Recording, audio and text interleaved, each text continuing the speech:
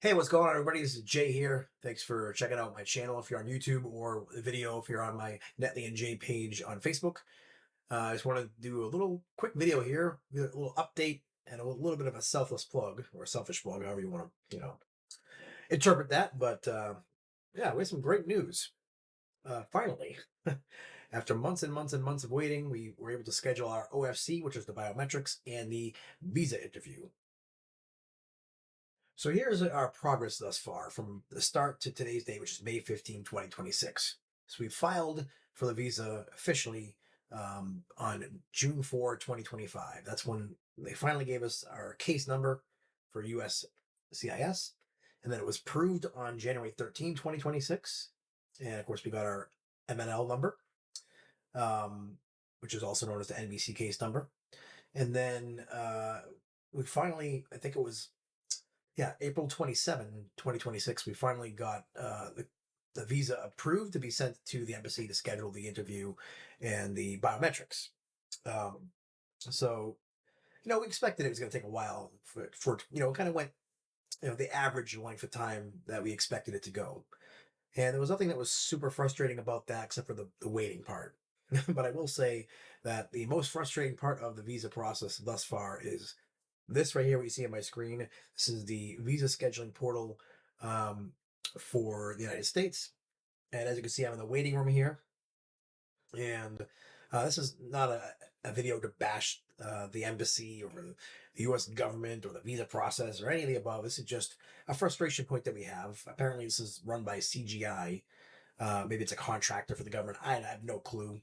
I just know that on Facebook, K1 visa groups and Reddit forums and stuff like that, uh, tons of people had just a very frustrating experience with logging in, with finding slots, with just errors, timing out, and just getting banned sometimes due to rate limiting, because you're literally having to sit here in this waiting room, and then you finally can get into. Once you finally get in, sometimes it would just load so slow that you have to keep refreshing. And then when you finally get to the calendar page and you see no slots, well, that's it. There's no explanation of when you're going to see any new slots. There's no guidance. It's just keep trying. Basically, it's all customer service can tell you. So it was frustrating having to log in and see no slots for days on end. Some people have experienced it for weeks, sometimes even months. The problem is they drop the appointments all at once, and there's limited amounts, and they get snatched up pretty quickly. And then you could be waiting anywhere from 2 to 3 weeks, maybe even a month, depending on when they drop them, before you see any more slots. And you have to be basically there at the right time for that, for hopefully that you get lucky. All right, and so I'm logged in here, and as you can see, I have this appointment confirmation button. So you can probably tell that I've already scheduled my OFC and interview, but you're probably going to see the schedule IV appointment here. All right. When you click that button, you're going to see over here on the left-hand side the name of your fiance under, I think it's a group members or class members, something like that. Then on the right-hand side, a single drop-down box. And when you click that drop-down, you pick your OFC location. In my case, it was Manila. And then, unless you're super lucky, you're going to see no slots available. And you'll probably see them repeatedly, and it could be anywhere from days, weeks, or even longer. Some folks have had to check for months because they were unfortunately unlucky enough to log in after all the slots had been taken. So that's the biggest struggle with this process. Is it took us, I would say, about 15 days to get slots, and they don't tell you when they're going to drop them. There's no guidance on that either. It's just log in and check later. But if you don't want to sit at your computer and check every 15 minutes or 30 minutes, hour, whatever you have time to do. Nobody has time to do that. There are some resources out there you can go to. Facebook, like I said, there's like several different K1 visa groups, and people will go on there. They'll post, "Hey, slots available." And maybe if you go on Reddit, there's some things there. People will post whether they got slots or they have errors or problems with the website. But it's super hit or miss. So I said, you know what? I don't want to sit here and have to log in, and because you get timed out after a while too. You have to log in every hour, wait for the slow website. You might get stuck in a waiting room. Ain't nobody got time for that. So I said, what can I do about this? Well, I vibe coded using anti-gravity, which is Google, this app called VisaSentinel. All right. And what this does is something very, very, very simple. It doesn't inject any code into the site. It literally just does some browser automation. Just as long as you're on that scheduling page, it's going to look for the drop down, click it, select, if you, when you first turn it on, you just click the on button here, and it's just going to click that drop down, select your OFC location. If it says no slots available, then it waits, a certain amount of time, and then it just clicks that drop down, deselects it, and then clicks it again and reselects it to refresh the API that pulls the calendar dates. All right. So that's all it does. Literally all it does. There's a couple other cool things that it does. If you pay for the pro version, that's $19.99. I'll show you that in a little bit. But the free version that I'm offering will do that check. And if there's no slots, you're going to hear this. If there's an error, you're going to hear this. And that's typically if you got logged out or some kind of error message from the site popped up. Get stuck in the waiting room or whatever the case may be. It'll wait till you get back in before it keeps checking, so it doesn't keep trying to toggle it. Or if you got some slots found, well, this is what you're going to hear in C. And what's cool about that is it even takes a screenshot of that, and you can save it for future posterity. I have one of my own. So, long story short, this app actually saved my life in some ways, because I was literally in the other room going to the bathroom. A little TMI, but whatever. And I was finishing up, and then I heard, and I ran so fast. I was like, no way, this thing actually worked, because I happened to have log in, and I happened to be running my app, and that's when I heard that noise, and I was able to pick a slot immediately. So, there's your first testimonial. This actually works. It worked. And what's cool about this is you can click the view event log. Now I'm not going to have anything in here because I cleared mine out since, but I had it had checked hundreds of times over, and it wasn't even running the whole time either. And I finally found a slot on, I think it was May. When was it? Was it Monday? Wasn't it? Yeah, May 11th. We finally found slots after starting the 27th. So about 2 weeks. So we got that. All right.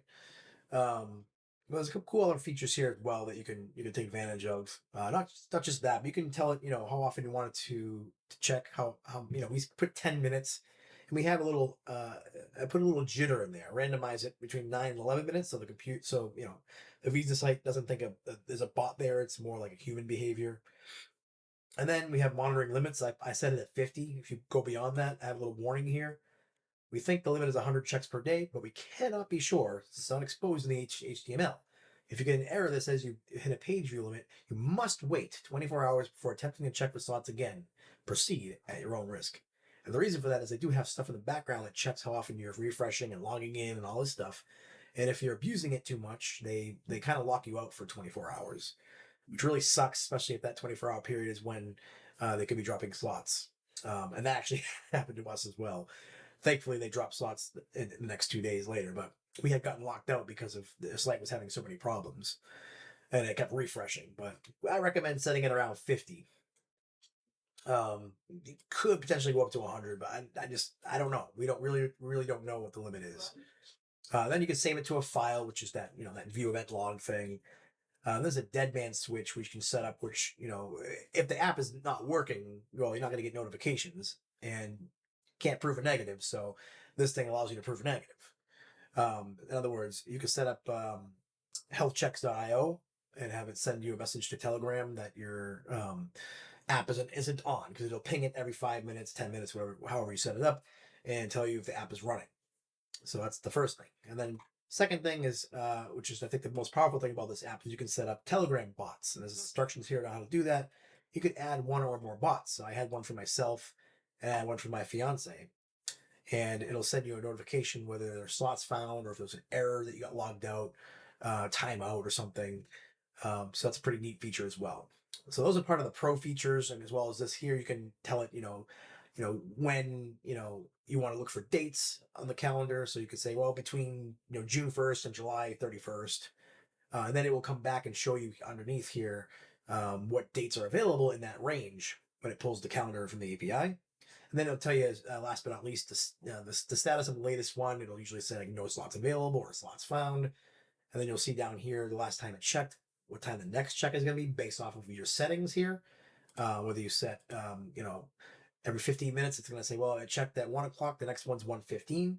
And then it'll tell you how much you used out of your limit that you've self-imposed. So that's it. It's pretty straightforward. I wanted to make sure this app, the basic version of this app is completely free. And I've seen some other apps on the Chrome Web Store. They charge like $50 a month, $75 a month. I ain't got to do that. There's even a wonderful lady that offers a service. You can send her your username and password and your security answers or whatever, and she'll charge you $50 and she'll check it for you. But the problem with that is you risk that they're going to get timed down, or they're going to get an error, or they're going to hit an API rate limit or something. I mean, you don't want to deal with all that. Just use this app. Be careful with the limits that you set, and yeah, do it yourself. And it's free, or $19.99 if you want the advanced features. So I have a site for this here, VisaSentinel.online, and this tells you what you get. So you get the monitoring, get the configurable frequency, max daily check limit, and sound alerts. So you'll still get that error sound, or the no slots, or the slots found sound effect, but you won't get a notification on your smartphone. Maybe you've walked away, you went shopping, or whatever the case may be. You're not at your computer. You can set up Telegram alerts to one or more people. Set up date range filtering, so it only shows you certain dates with the available dates panel that will appear once you found some dates, and then the uptime heartbeats alert, which is that healthchecks.io dead man switch, which will notify you if the app is down for some reason. So those are part of the Pro, and it's a one-time fee of $19.99. This is just just as a real thank you, a couple cups of coffee in this economy. Appreciate it. And if you have success using the app, whether it's free or paid, doesn't matter.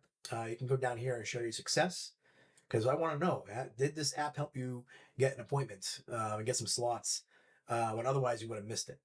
And you can rate it if you want, give your your experience if you want, but it's just going to show down here, because blank now, but because nobody has done this yet, but it's going to show the name of the person who was able to find a slot with this and their experience.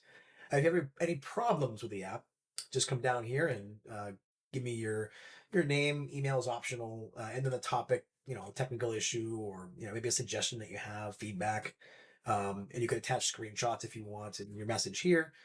If you happen to come across a problem with the app, and you send me like the HTML, for example, of the calendar page. So if you're on, let's just pretend this is the calendar page, you right click, you hit inspect, and you scroll up here and go to the HTML, right click, copy element, and paste it into a text document, and then attach it and here and send it to me. And because I don't have access to the calendar anymore, I can't really fix any issues. I can't inspect the HTML for that calendar page anymore. So if there's any problems anybody has, you send me a screenshot of the error, and you send me the HTML that you from that calendar page, and that leads to a fix. The first person who does that will get a free subscription, or I'll refund you $19.99 if you already paid for it. So that helps me help you, or helps you help me, one or the other, both, I guess. So that's it, folks. That's Visa Sentinel and Visa Sentinel Pro. It's so cool to be able to make up an app, to be able to vibe code an app that actually worked for me, and then I could share it with other people. And I hope it helps other people too. Hopefully there's less of people who are relying on shady services, or even reputable services like these different immigration services that charge a fee. This is going to be better. You have more control over it, more visibility to it. You're not at the risk of somebody else having your username and password and stuff. Just do it yourself, and get that visa. Thanks, and God bless.